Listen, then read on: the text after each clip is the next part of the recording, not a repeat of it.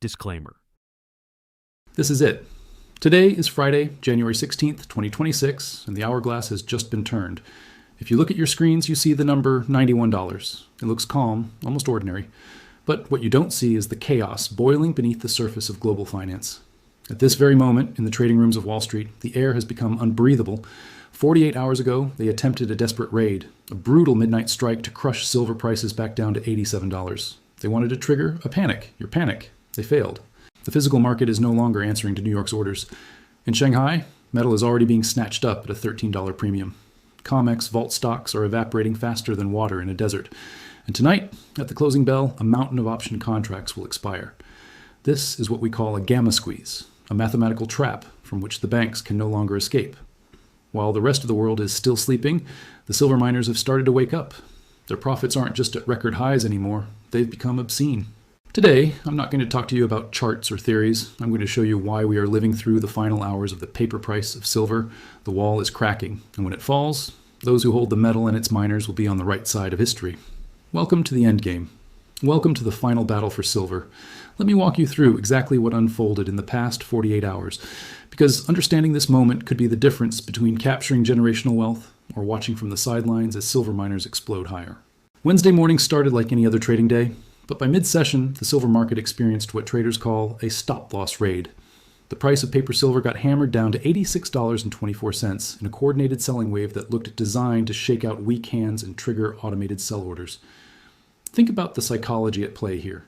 You're holding silver positions, watching your account drop hundreds or thousands of dollars in minutes, and suddenly that stop-loss you set to protect yourself gets triggered automatically. This wasn't random market action or natural price discovery. According to institutional order flow data, the selling pressure came in concentrated waves that hit key technical support levels with surgical precision, suggesting large players were deliberately trying to break the market's upward momentum and force a cascade of panicked selling. But here's where the story takes an unexpected turn. The raid failed spectacularly.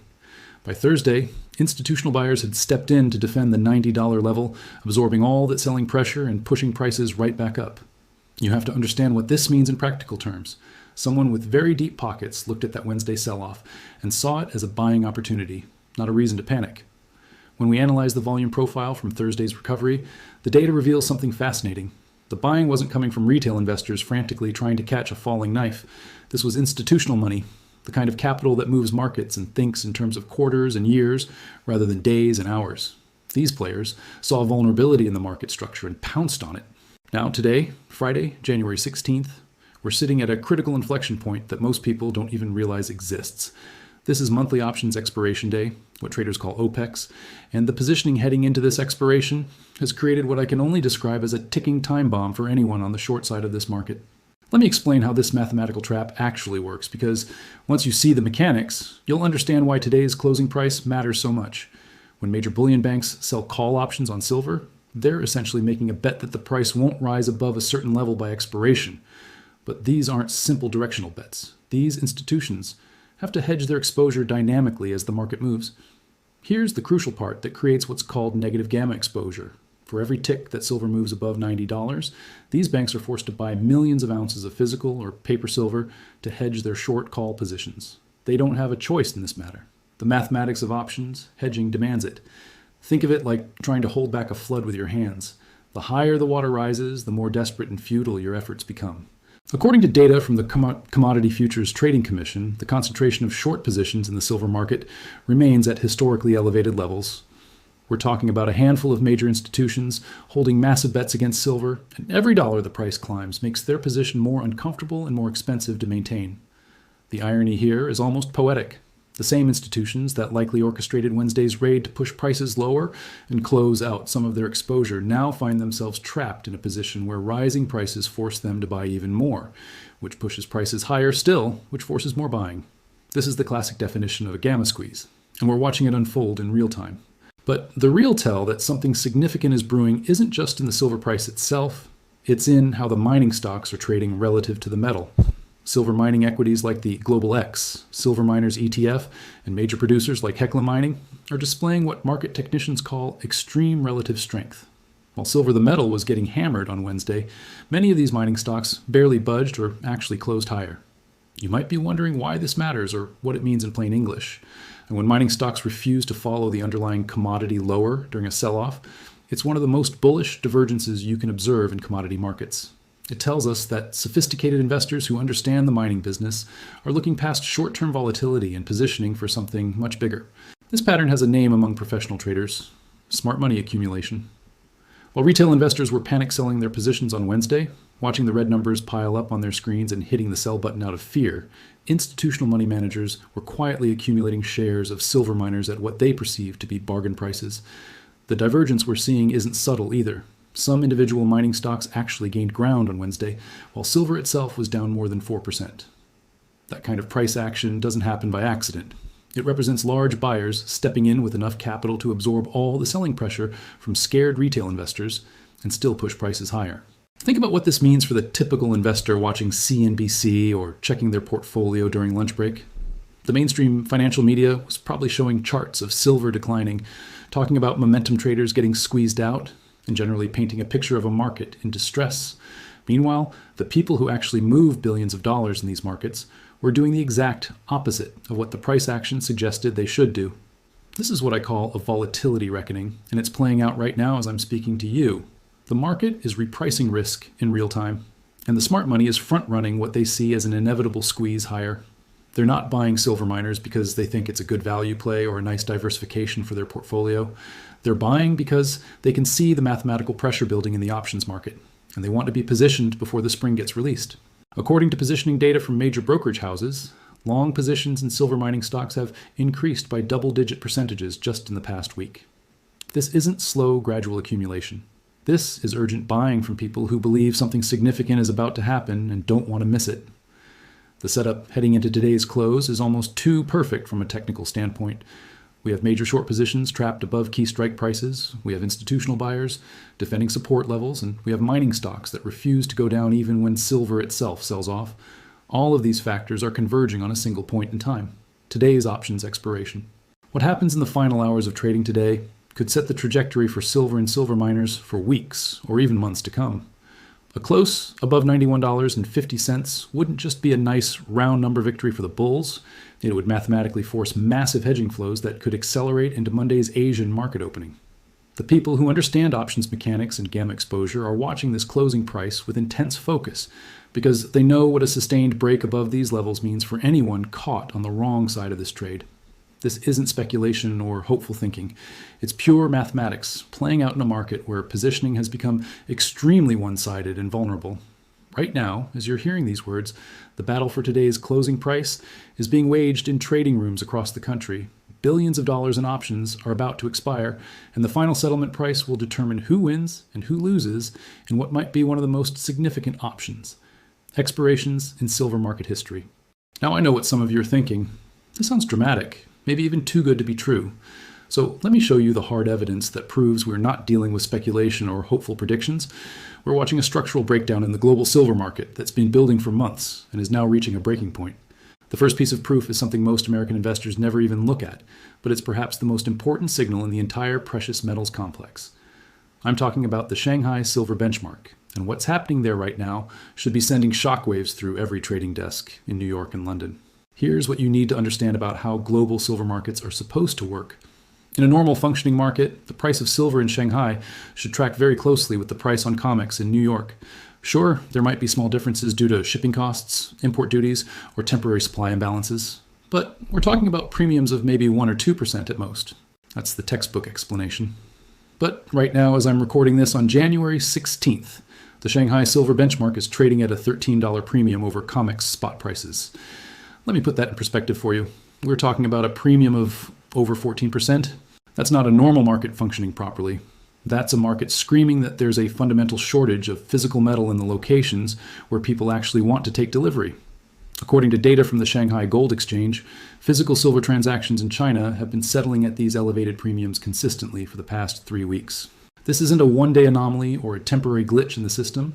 This is a sustained structural premium that tells us Chinese buyers are willing to pay significantly more than the so-called global spot price just to get their hands on actual metal.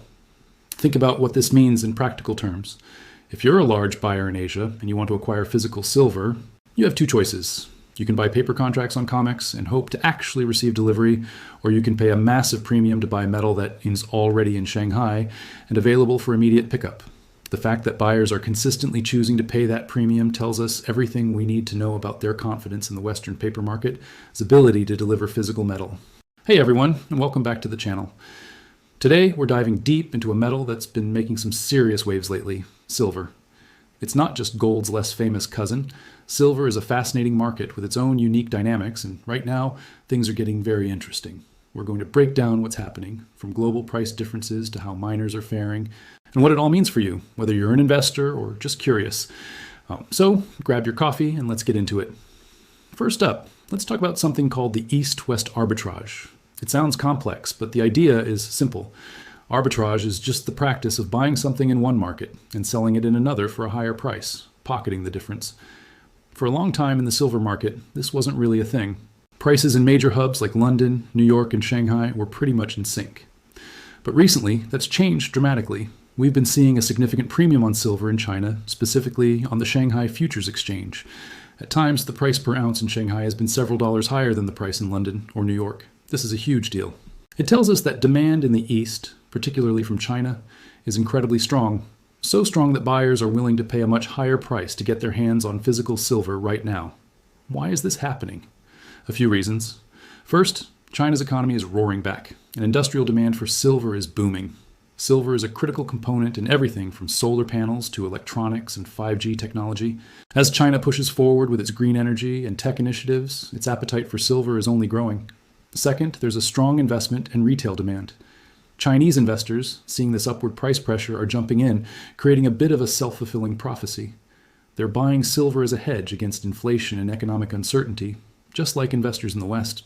But the sheer scale of the Chinese market means their actions have a much bigger, more immediate impact on local prices. This premium is like a giant neon sign flashing high demand here. So, what does this arbitrage opportunity mean for the global market? It means that large amounts of physical silver are being drawn out of Western vaults, like those in London, and shipped to Asia to meet this demand. We're seeing historic outflows from London Bullion Market Association vaults. This isn't just paper trading. This is the real physical metal on the move. And as long as this premium exists, that flow of silver from west to east will continue, tightening the supply available in Western markets. This is a fundamental shift in the physical market that you absolutely need to be aware of. Now, let's shift gears and look at the supply side of the equation, the miners. You might think that with silver prices climbing, miners must be rolling in cash. Well, it's a bit more complicated than that.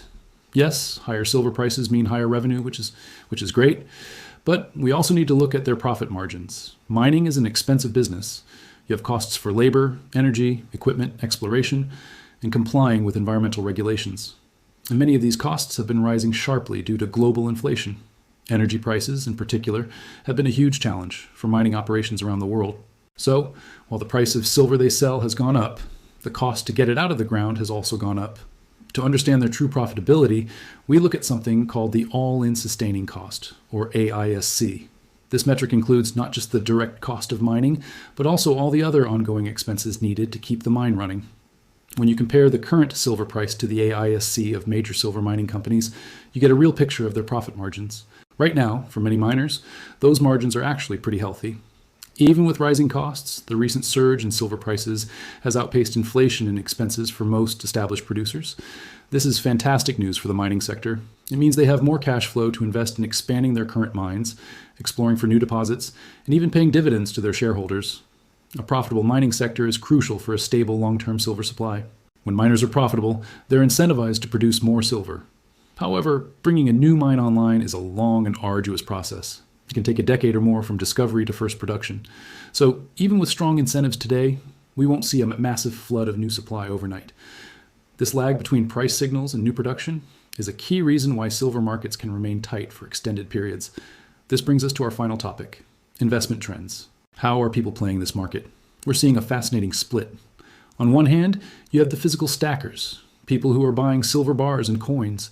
They're motivated by the physical tightness we talked about, and the west to east movement, and a desire to hold a real, tangible asset outside of the traditional financial system. For them, possession is everything. On the other hand, you have investors using financial instruments like ETFs or exchange-traded funds, such as the SLV. These are funds that hold large amounts of physical silver in trust and allow investors to buy shares that represent a claim on that silver. ETFs offer an easy, liquid way to get exposure to the silver price without having to worry about storing and securing physical metal.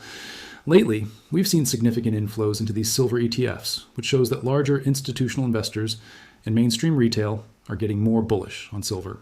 When big money starts moving into ETFs, it can have a powerful impact on the spot price, as the fund has to go out and buy physical silver to back the newly created shares. And, of course, there are the mining stocks. Investing in silver miners is a leveraged bet on the silver price. If silver prices go up, the miners' profits can go up by an even larger percentage, leading to outsized gains in their stock prices. We've seen a lot of renewed interest in both major silver producers and smaller, more speculative exploration companies, or juniors. Investors are betting that these healthy profit margins will translate into stellar stock performance. So, to wrap it all up, we have a powerful demand story coming out of the East, creating a significant price premium and pulling physical metal from the West. This is happening at a time when silver miners are enjoying healthy profit margins, but new supply will be slow to come online. This combination of strong physical demand, tight supply, and growing investment interest from all corners of the market is creating a very compelling setup for silver. The dynamics are complex, but the underlying story is one of fundamental strength. The East-West arbitrage is a clear indicator of immediate physical tightness, while healthy mining margins ensure the long-term industry viability, and a wave of new investment provides the fuel. It's a perfect storm brewing in the silver market. What happens next is anyone's guess, but the trends we've discussed today are powerful and undeniable. It's definitely a market to keep a close eye on in the coming months. Thanks so much for watching. If you found this analysis helpful, be sure to hit that like button and subscribe for more deep dives into the markets. Let me know your thoughts on silver in the comments below. See you in the next video. So let's talk about what happens next, because the mathematical probabilities from here are becoming increasingly clear. We're not dealing with predictions or hopeful speculation anymore. We're looking at a series of logical consequences that flow from the positioning and dynamics I've just shown you.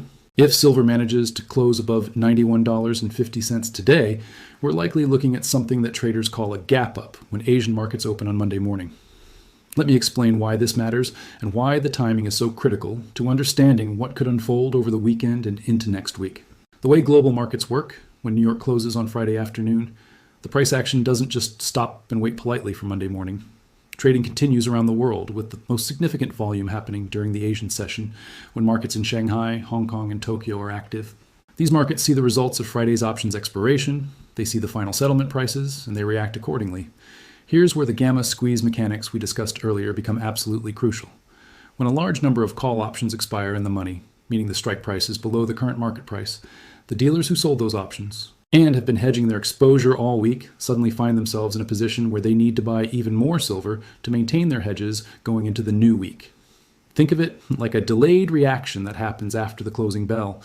During market hours, dealers were buying silver incrementally to hedge their short call positions as prices rose. But after expiration, when all those options settle and convert into obligations to deliver physical metal or cash-settled contracts, the full weight of that positioning hits the market at once. It's like a dam breaking rather than a slow leak. According to futures market analysts who track open interest and options positioning, a close above 91.50 today would put a substantial amount of February and March call options deep in the money, creating what's known as a convexity event. The higher the price moves above these strike levels, the more exponentially the hedging requirements increase for the banks on the other side of these trades. What typically happens in this scenario, and we've seen it play out in other commodity markets when positioning gets this one-sided, is that Asian buyers who've been watching from the sidelines decide this is their moment to strike. They see the weekend settlement, they understand the hedging dynamics, and they come in aggressively on Sunday night and Monday morning to front-run what they know will be forced buying from Western institutions. This creates what's called a gap up. The market opens significantly higher than where it closed, sometimes jumping $1 or more in the first minutes of trading before settling into a new range. Traders who were hoping to buy silver at Friday's closing price wake up Monday morning to find they've missed the boat and the price is already running away from them. That fear of missing out brings in even more buyers, which accelerates the move higher. Now I want to show you where the institutional analysts who cover this sector think we're headed, because their price targets are going to seem almost unbelievable when you first hear them, but they're based on solid fundamental analysis of supply, demand, and historical valuation patterns. Major investment banks, including Citigroup, have published research over the past few weeks projecting silver prices could reach $100 per ounce by March 2026. That's just about 2 months from now. These are not fringe analysts or permabulls making wild predictions on the internet. These are mainstream Wall Street institutions that generally tend to be conservative in their forecasting because their clients are pension funds and institutional investors who need reliable guidance. The basis for these projections isn't mystical or based on technical chart patterns. It's rooted in the same dynamics we've been discussing: declining physical inventories, surging industrial demand, investment inflows, and the increasing cost and difficulty of discovering and developing new silver deposits. When you model out these trends and factor in the current trajectory of prices, $100 becomes not just possible but probable within the next 60 to 90 days. But here's what should really grab your attention: what a move to $100 silver means for the mining stocks. This is where the mathematics become truly extraordinary and where the potential for life-changing returns exists for investors who position themselves correctly. Historically, silver mining stocks trade at a multiple to the underlying metal price. When silver moves up by 10%, the miners typically move up by 20 or 30% because of the leverage inherent in their business model. Remember those profit margins we calculated earlier? When you're already operating at 75% margins, every additional dollar in the silver price drops almost entirely to the bottom line as pure profit. If silver moves from today's $91 to $100 by March, that's roughly a 10% increase in the metal price. But for the mining companies, that extra $9 per ounce adds almost entirely to profit since their costs are fixed. A company producing 10 million ounces per year just picked up $90 million in additional annual earnings from that price increase alone. When you run the valuations and compare current mining stock prices to historical multiples during previous bull markets, the numbers suggest these stocks need to rally somewhere between 200 and 300% just to reach normal valuation levels relative to the profitability they're generating at $100 silver. Let me put that in concrete terms that matter to you as an investor. If you own a basket of quality silver miners right now and silver reaches $100 and those mining stocks catch up to historical valuation multiples, you're potentially looking at a 300% return over the next 2 to 3 months. That's the kind of move that can transform a modest position in your portfolio into serious wealth. I know some of you are thinking this sounds too good to be true, like I'm overselling this opportunity. So let me be very clear. These calculations assume the paper market continues to function and that COMEX can actually deliver the physical silver required to settle these contracts. But there's a scenario we need to discuss that is darker and more disruptive than even the bullish case I just outlined. The ultimate black swan hanging over this entire market is something called force majeure, a legal declaration that essentially says we physically cannot fulfill our contractual obligations due to circumstances beyond our control. In the context of COMEX silver, this would mean the exchange admitting they don't have enough physical metal in their vaults to settle the contracts that are demanding delivery.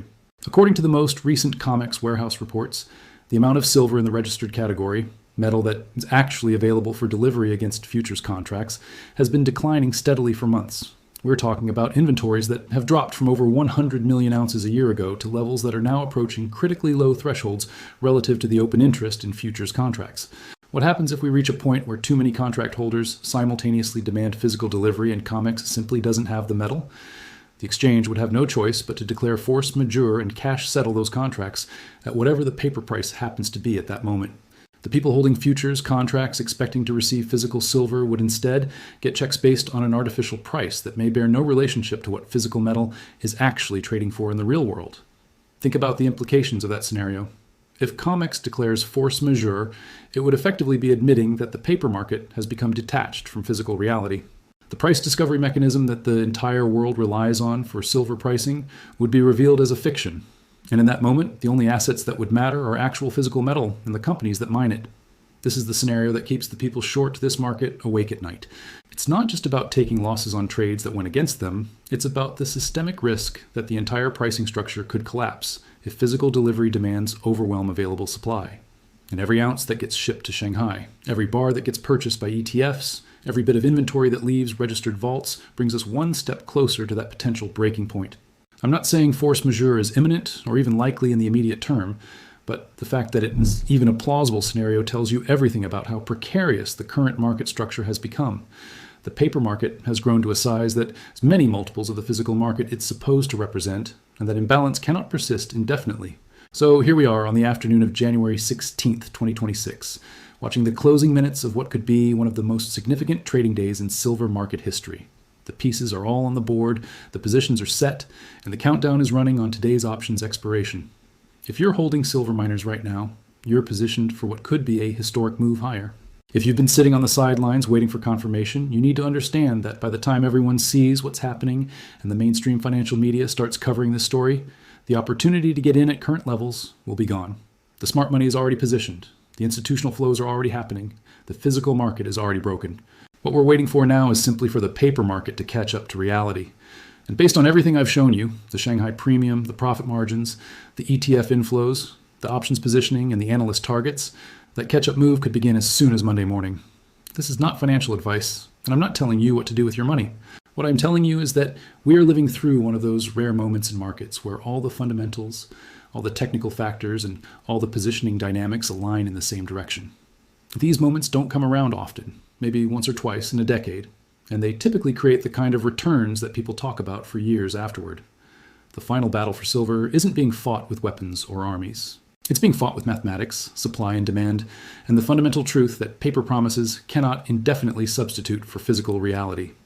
And right now, as the closing bell approaches on January 16th, that truth is about to be tested in ways that could reshape the precious metals markets for years to come. The hourglass has been turned, the countdown has begun, and those who understand what's really happening have already taken their positions for what comes next. Welcome to the endgame.